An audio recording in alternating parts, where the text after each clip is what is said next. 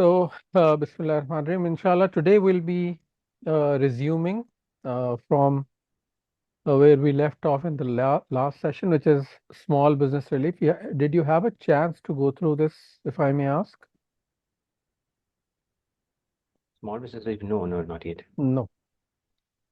Okay, so it is a special type of tax really, which has to be actually elected. So a resident taxable person can elect to be treated as having no taxable income for a tax period, but uh, under what conditions? Provided that their annual revenue does not exceed 3 million dirham for the current and previous tax periods, and they meet other prescribed conditions. So we'll see the other conditions as well. Um, first, we understood that the revenue threshold that was provided in the uh, decree law was 3 million dirham for the current and previous tax period. Let's go through the rest of the conditions. Who is excluded from SBR? Uh, These type of taxpayers cannot claim SBR. Small business. You have a question? No, the first point which says that annual revenue does not exceed 3 million for the current and previous tax period. If the Correct. previous tax period is filed a normal filing, and for the current year the revenue is 3 million, and what happens? Can you repeat your question? Hold on a second. Yeah, It says the annual revenue does not exceed 3 million for the current and previous tax period, right? correct. Yes, Say, yes. for example, the first year was about 3 million, so they went for a normal filing. Mm-hmm. The second year, the revenue is less than 3 million. So what happens? They cannot go for SPR. No, no. So first year, you mentioned that they went for normal filing, right? But the Mm-hmm. revenue was less than 3 million. Correct? Mm-hmm. That's what you said. So even if they had gone for normal filing, but their revenue was less than 3 million, then they are meeting the condition. And the interesting thing is that next year as well, you're saying that still the revenue is less than 3 million. So what is the condition? They're simply saying that the annual revenue does not exceed for the current period as well as the previous. Doesn't matter whether in the last year they claimed SBR or not. Condition was that whether this year's revenue is less than 3 million as well as the previous year's revenue is less than 3 million. Some very interesting other conditions are coming up, so which we will see in addition to this condition that we saw. No, I've asked a different question actually. If the revenue for the first year was more than 3 million, and More they than 3 filed, million. yeah, So that's a different question. What you earlier asked was different, but now if this year's revenue, let's say the first year's revenue, let's say the first year is falling in 2024 because the law got promulgated 1st of June 2023. The first financial year is, let's say, 2024. Revenue was more than 3 million dirham in 2024. Okay, that's your illustration that you are mentioning. And in 2025, the revenue was less than 3 million. So now in this situation, for 2025, the company cannot claim small business relief. Because why? Because their previous year's revenue was more than 3 million dirham. Does this answer your question? okay, Hmm? Okay. Okay. okay. So who is excluded from SBR, who cannot claim SBR? First of all, those enterprises which are a constituent company under BEPS Pillar 2 regime, which is constituent company of a multinational enterprise, MNE group, which is defined in Cabinet Resolution number 44 of 2020. This resolution has adapted the BEPS Pillar 2 framework for UAE. That's one category. Second is qualifying free zone persons, and third one interesting thing, artificially separated businesses. Like if you have created, artificially split two companies just to stay under the radar of 375,000, uh, uh, you know, dirhams, this will create problems. The artificially separated businesses are anyways, it's an effort to avoid tax.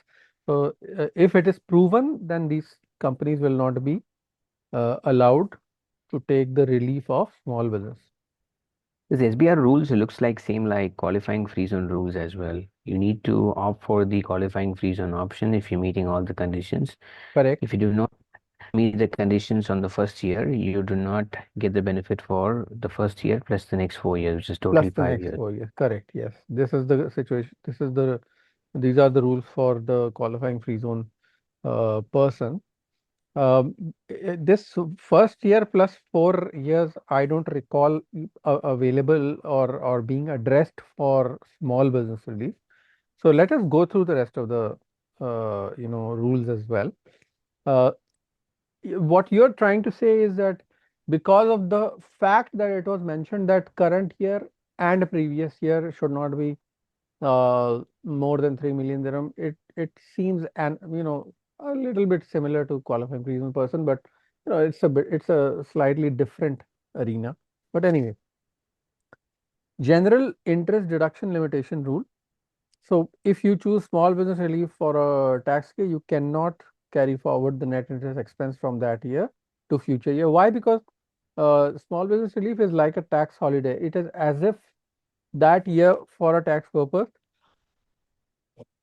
did not happen at in the first place. So that's the concept of tax holiday. You don't file a return really. You only kind of elect the small business relief in that return form, and that's about it.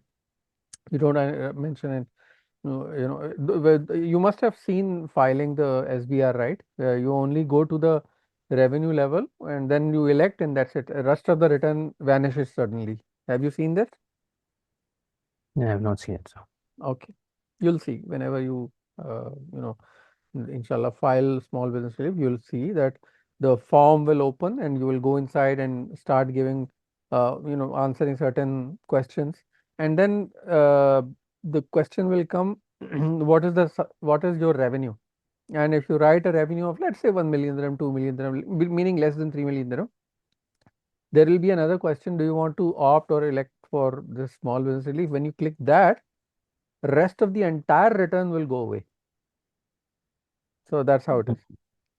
So if you don't choose small business relief in earlier years, you can carry forward the net interest expense from those years to future years. Yes.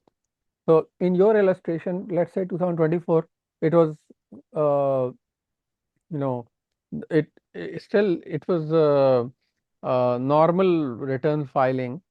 So in that year, there was some net interest expense in 2024. That amount of net interest expense that was being carried forward from 2024, you can carry forward even if you have taken the small business relief in the next year, 2025, provided that the revenue was less in 2024. In your illustration, it was higher. So, 2025, the small business relief was not available. But let's say the revenue was less in 2024, less than 3 million dirham, and you still went for normal return, normal filing, and there was a carry forward of net interest expenditure. Then in the next year, you claimed the small business relief.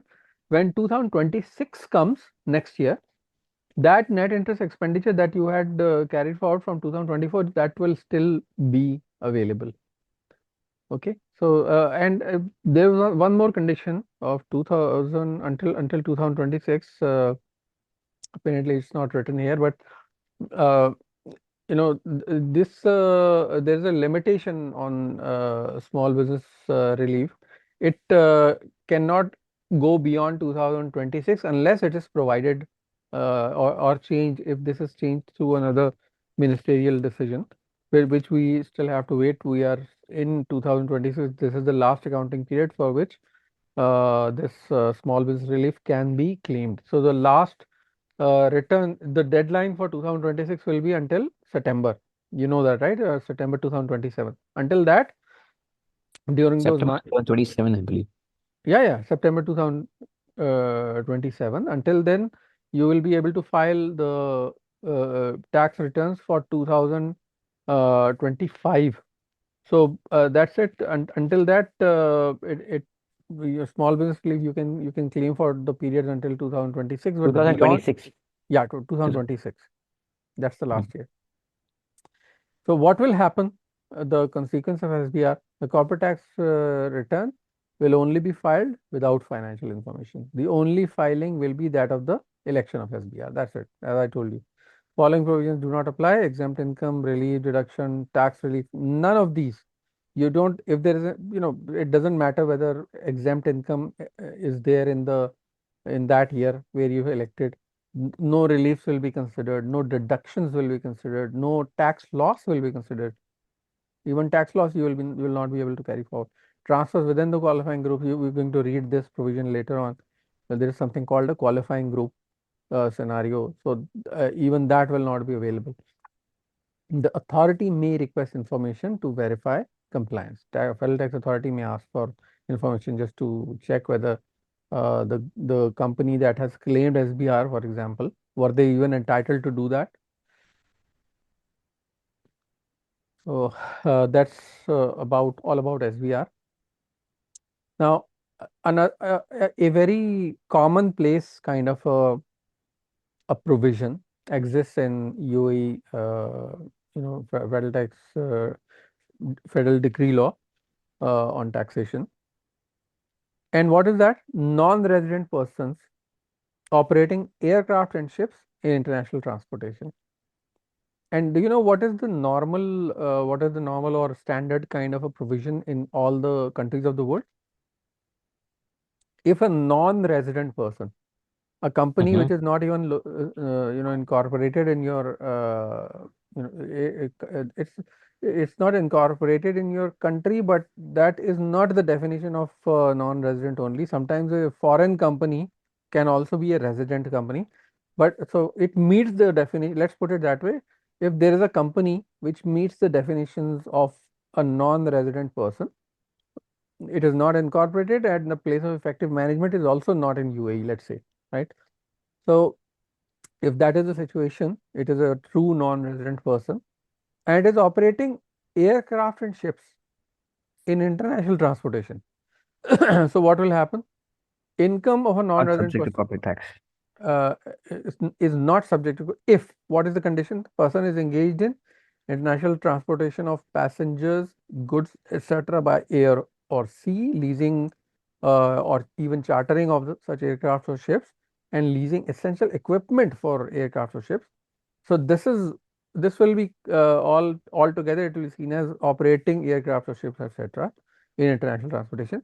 But this second clause is very important. A UAE resident person doing the same business would be exempt or not taxed similarly in the non-resident person's home country. This condition is called reciprocal exemption.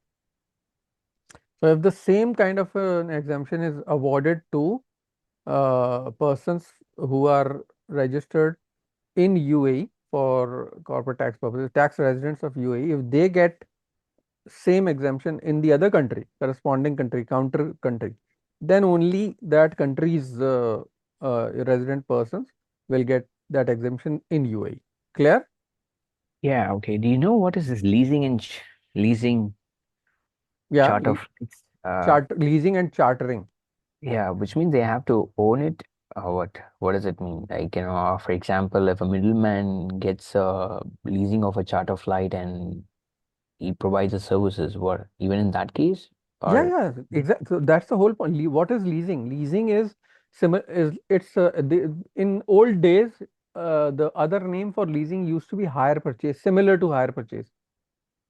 So, hmm so the ship is financed by a leasing company. So temporarily, the legal structure the is one that, that's what I'm asking, the one who owns it and lease it, or the opponent person who the gets for leasing. that person who leases it from that financing company. Although legal ownership is that of the financial institution of the leasing company, but the lessee. So not the lessor, but the lessee, the one who has leased that aircraft. He's, for all economic and for tax purposes, that person is seen as the owner of that ship. So if you read the relevant IAS or IFRS on that, you will find that the lessee, usually in use, it used to be called a finance lease, because usually for that type of a lease, uh, historic pattern has demonstrated that almost all of such leases end or culminate in that legal ownership being transferred to the person. That's one thing. Another very interesting angle is that the majority of the benefit from that particular aircraft will be enjoyed by the lessee rather than the legal owner. So in all, from all angles, if you look at it, and then there is one option in embedded in the lease. It is called a bargain purchase option. What is that bargain purchase option? That it is awarded even at the time of signing the lease agreement, etc. That okay, the term of the lease is, let's say, 10 years or whatever, 20 years or whatever. Once that lease term ends at, so like, very nominal, throwaway, negligible level of pricing, this asset will be transferred in the name of the lessee. This is called bargain purchase option. So wherever, so the all of these conditions have been highlighted by IFRS, that if there is a bargain purchase option, if the majority of economic benefits is enjoyed by the lessee, etc., etc., this will be seen as a finance lease, and the lessee will be seen as the economic owner of that asset. So do you get my point? Does it make sense? I get. I'm just trying to understand that the lessee do get this benefit is Yes, what I have. Like, yeah. lessee gets this benefit. Lessee gets this benefit. You are, imagine yourself, you Mm. wanted to operate aircraft and ships in international transportation. Okay, you went to a leasing company in UAE. You said, "Look, guys, I want to become an operator of aircraft and ships. Okay, can you please lease me an aircraft?" They'll say, "Okay, fine. We will lease you. You have to sign the lease agreement." So you signed up, and they gave you, they did the whole thing. They purchased the aircraft, whatever. They gave you the aircraft. They said, okay, you have this aircraft. The lease term is, let's say, 10 years or whatever, right? And you got the Mm. aircraft, and you obtained necessary licensing, etc., and you started operating this aircraft from UAE to India, let's say. Okay. Now, who's the airliner? You are. Who has taken the aircraft? You have taken the aircraft from a financial institution, from a leasing company, right? And you are the one who's operating it. So you, this exemption you will enjoy in uh, India. Okay, and if you enjoy that, this type of an exemption, tax exemption in India, then UAE says that if Indian companies will come to us in the same manner, flying an aircraft or operating a ship, similar exemption we will also give them, because our guy, they are giving exemption to our international operators as well. Now is this point clear? Okay, fine. All right. Okay. So we will skip the KSA, Oman, Qatar perspective, because you did mention that you would like to stick to UAE. So um, the next chapter that we are going to start is residency and source. I will take a 2-minute break and I will revert back. So within 2 minutes, you're going to get the link. Okay. Okay. Hello. Hello. Yeah, I said I'm going to disconnect the call for 2 minutes, and you're going to get this link, and we're going to resume. Okay. Okay. Okay, fine.